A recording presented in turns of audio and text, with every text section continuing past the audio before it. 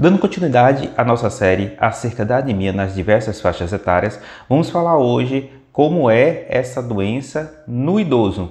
E isso é muito importante e você precisa ver. E é exatamente isso que nós vamos ver no vídeo que inicia agora.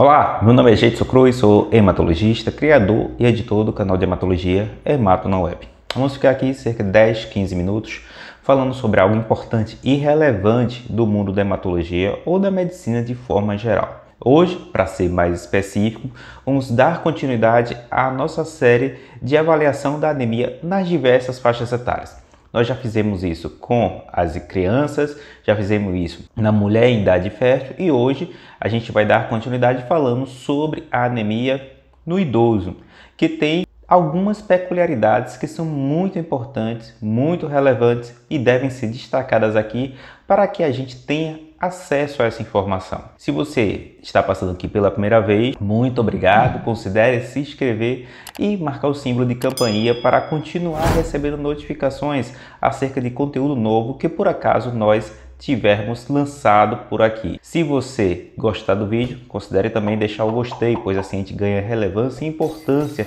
nessa plataforma e temas como esses poderá ser sugerido para você e para outras pessoas também. E claro, se você acha que esse conteúdo também é importante para o conhecimento de outra pessoa, deixa aí a possibilidade de compartilhá-lo com essa outra pessoa para que ela possa também ter acesso à informação e quem sabe também vir a seguidor do nosso canal.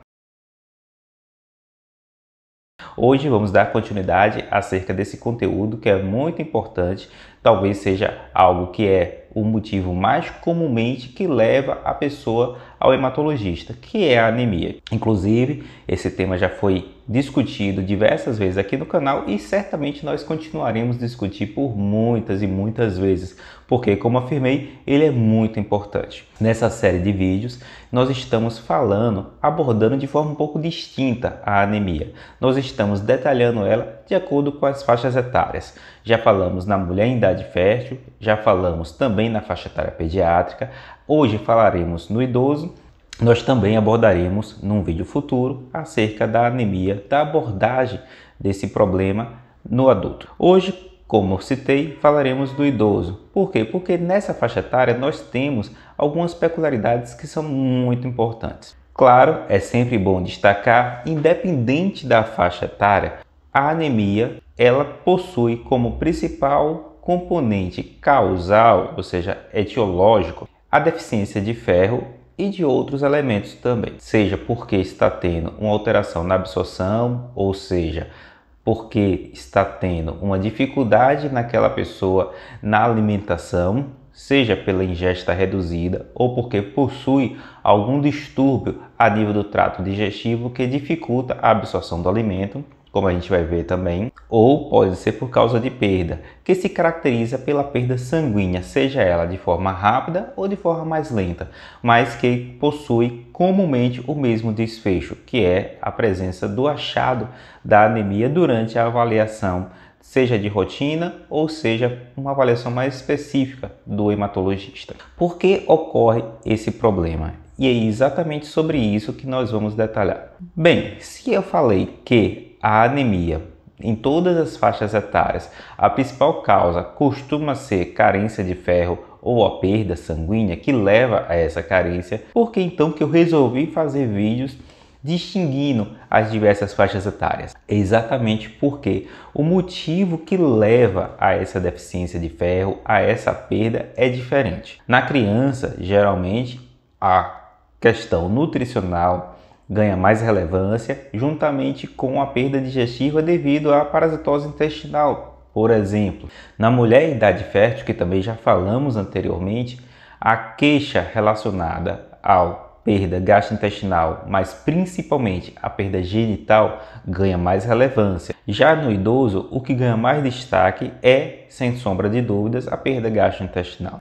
Pode ter dificuldade na absorção relacionada à alimentação, relacionada a alterações gastrointestinais que dificultam a essa absorção e a gente vai detalhar em seguida. Mas é importante destacar que a perda gastrointestinal por sangramento ganha mais importância nessa faixa etária. Isso por quê? Porque exatamente nessa faixa etária começa a ocorrer de forma mais comum alterações vasculares a nível de trato digestivo, principalmente da mucosa intestinal, que são as chamadas angiodisplasias, que tornam nessa faixa etária a causa de sangramento mais comum. Outras queixas relacionadas também ao trato digestivo, principalmente doença hemorroidária, fissuras perianais, podem também ocasionar sangramentos. E isso deve ser investigado também no momento em que se aborda um paciente com anemia na faixa etária mais avançada, ou seja, naquele paciente mais idoso. Por outro lado, é sempre importante destacar, e aí também ganha mais relevância do que em outras faixas etárias, as doenças malignas, as malignidades do trato digestivo. Por quê? Porque exatamente à medida que a nossa população envelhece, ocorre um aumento da prevalência e da incidência de doenças malignas nessa faixa etária. Ou seja, passa então a ter uma importância, uma relevância, o médico também pensar que aquele paciente pode estar diante de um quadro maligno, de uma malignidade, de um câncer de intestino.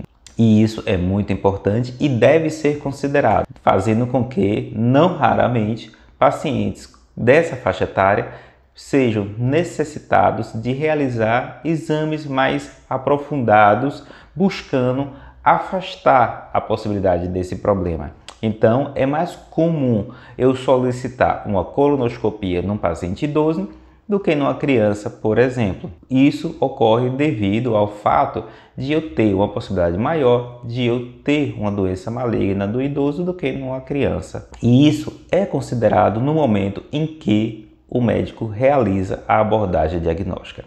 E isso é importantíssimo. Não basta apenas o médico descobrir que o paciente está tendo uma anemia carencial por deficiência de ferro. Ele tem que ir além, ele tem que buscar o motivo que está fazendo com que aquele paciente esteja tendo essa carência. E como eu apontei, a deficiência de ferro pode ocorrer por causa de perda digestiva e isso deve ser pensado de forma bastante criteriosa no momento em que o médico solicita exames complementares que buscam o motivo que está levando àquela perda de ferro ou sangramento. Claro que a anemia carencial por deficiência de ferro e outras vitaminas também podem estar relacionados à dificuldade de absorção, e isso a gente sabe que é possível de fato. Hoje, mais comumente que no passado, vários idosos são portadores de bypass gástricos, de cirurgias bariátricas, com o intuito de fazer com que eles alcançassem uma perda ponderal devido à obesidade. E esses procedimentos cirúrgicos são também causas de dificuldade de absorção que começam a ter um papel mais relevante no adulto, que a gente vai abordar em um vídeo no futuro, e também no idoso. Por isso, é também fator muito importante a ser considerado o histórico do paciente, pois esse histórico pode já apontar, sinalizar o que aquele paciente porventura pode estar passando e, em consequência disso, já apontar também para o motivo da anemia. Claro, da mesma forma como nas outras faixas etárias, a gente também deve considerar que esse paciente pode ser portador de anemia falciforme, pode ser portador de uma hemoglobinopatia.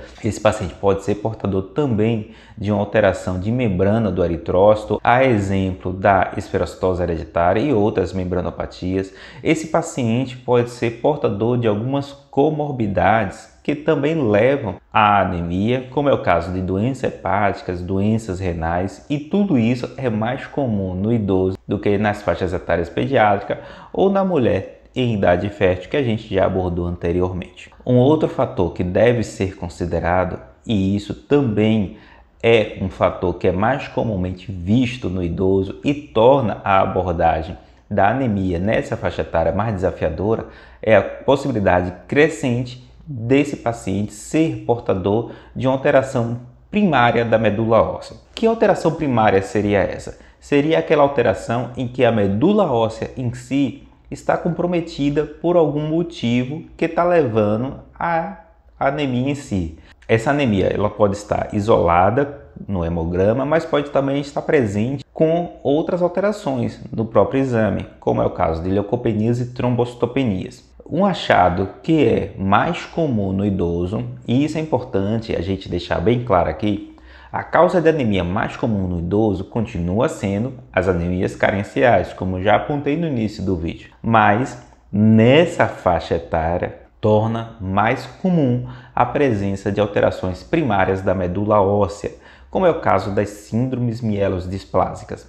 As síndromes mielodisplásicas são alterações clonais da medula óssea, ou seja, ocorre uma alteração em um clone, em uma célula da medula óssea que faz com que a fabricação do sangue, de forma bem simplificada, torna deficiente. Consequência disso é a produção menor de determinados produtos da hematopoese, ou seja, de determinadas células que começam a ficar reduzidas no sangue periférico. Então pode ocorrer anemia, leucopenia, trombocitopenia, que é a redução da contagem de plaquetas, pode ocorrer mais de uma ou até mesmo todas. E isso é mais comum também no paciente idoso do que no paciente adulto ou no paciente mais jovem ou na faixa etária pediátrica. Lembrar que as síndromes mielodisplásicas, elas podem ser doenças que antecedem as leucemias agudas, que também são doenças mais comumente vistas na faixa etária do idoso do que na faixa etária pediátrica,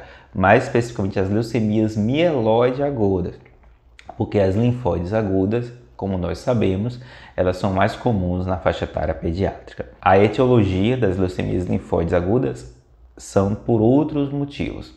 E a gente pode detalhar isso em outro vídeo, que você pode sugerir. Comente aí embaixo, porque somente assim eu saberei que você quer que eu fale sobre leucemia linfóide aguda em um vídeo mais específico. Agora, das leucemias mieloide aguda, há uma tendência crescente à medida que a população envelhece, da incidência dessa doença. Então, ela costuma ser mais comum no idoso do que no adulto. E um dos motivos de anemia, então, são as doenças neoplásicas primárias da medula óssea, a exemplo das leucemias mieloide agudas.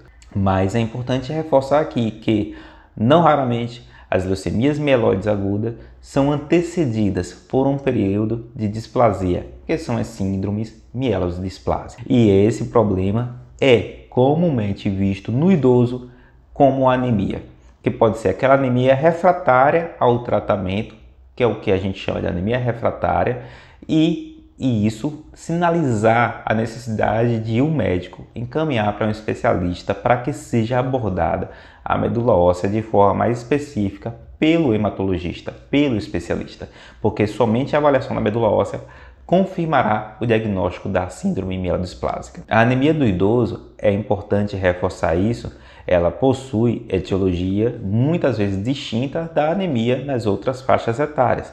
Por isso é importantíssimo que o generalista, que o geriatra que está cuidando daquele idoso tenha a noção de que aquele idoso pode estar diante de um quadro maligno da medula óssea, uma malignidade não hematológica que pode estar causando anemia, pode estar diante de uma complicação de uma outra doença, uma anemia de doença crônica, seja relacionada a uma hepatopatia, relacionada a um quadro inflamatório crônico ou até mesmo a insuficiência renal, mas é importante reforçar que as causas principais de anemia no idoso estão relacionadas à perda crônica de ferro, ou ainda pela absorção deficiente desse elemento que é tão importante para a fabricação do sangue, para a hematopoese. E aí, você sabia que o idoso tem que ser abordado de uma forma bastante detalhada, um exame clínico bastante minucioso para que seja investigado de forma criteriosa a anemia? E aí, você cuida de algum idoso que teve anemia recorrente, ou a senhora, o senhor é um idoso que teve anemia recentemente e teve que ser abordado por um especialista? Comente aí também dos seus problemas, pois aí a gente vai poder saber também das dúvidas que são recorrentes e quem sabe a gente poderá responder uma dúvida dessa no futuro também em um vídeo mais específico falando sobre essa questão. Mais uma vez gostaria de agradecer aqui a todos que têm contribuído para que o canal tenha crescido cada vez mais. Somos mais de 1000. e por isso é importantíssimo você continuar nos ajudando, seja divulgando o nosso conteúdo, seja dando o gostei, seja compartilhando para outras pessoas que você acha que é importante também, pois o objetivo do canal é esse, é tornar a informação mais simplificada e acessível a todos, para que essas pessoas tenham compreensão do seu problema ou possam ajudar outras pessoas também. Esse é o papel do Hemato na Web e espero que você possa continuar nos ajudando a crescer cada vez mais. Fica aqui meu muito obrigado mais uma vez e o desejo de que vocês fiquem todos muito bem. Até a próxima!